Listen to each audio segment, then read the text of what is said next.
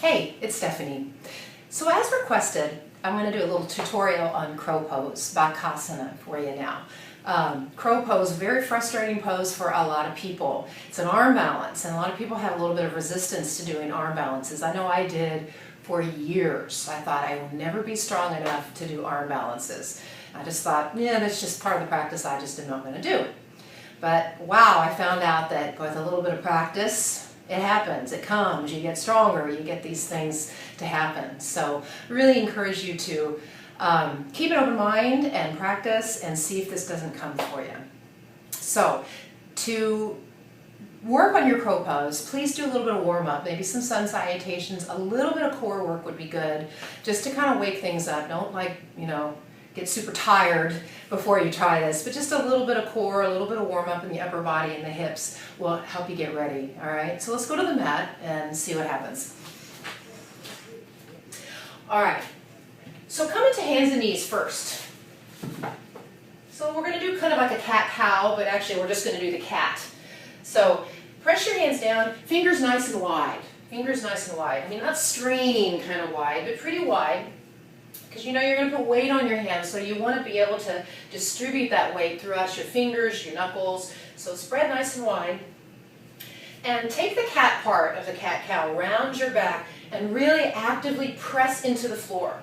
Like you're trying to press the floor away. Get your upper back to round. You'll feel your shoulder blades move apart a little bit.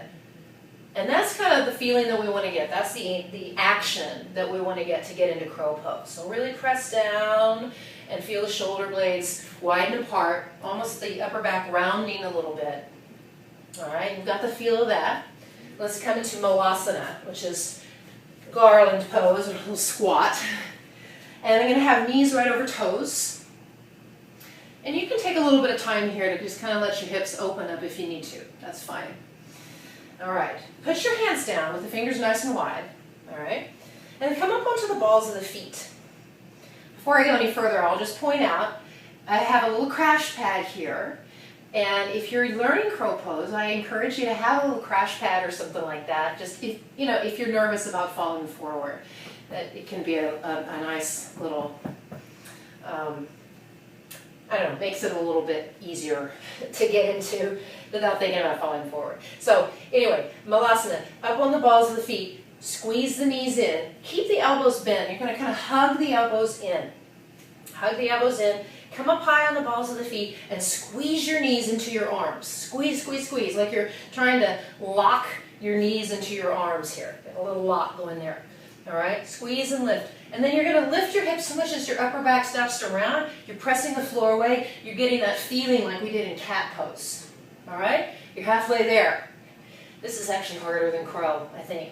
Hug your elbows in, and this is the key part. You got to start to rock forward. You cannot get into crow from back here. It's just not going to happen. You got to get your elbows over your wrists. All right, so squeeze and lift and come forward. Squeeze, lift, and come forward. Keep squeezing. Look forward and see if you can lift up 1 foot or 2. Squeeze and lift, and look forward. All right? Elbows over wrists. You got to get the elbows over the wrists. That rocking forward motion is what's kind of scary for some people. That's why you have the crash pad. But it's got to happen. You got to rock forward and keep looking forward. If you try to do it with your head down, which is I see a lot of people doing that, it's a lot harder to find the balance. You can also use blocks under your feet. If it's hard to get up high enough, fingers wide, squeeze, lift. Now I'm a lot higher here. Feels kind of like I might tip over a little bit more. So there's that disadvantage if you're using the blocks. But I have known people who've really benefited from using blocks when they're getting into crow. So something that you can try. Just be mindful that you might be a little more tippy.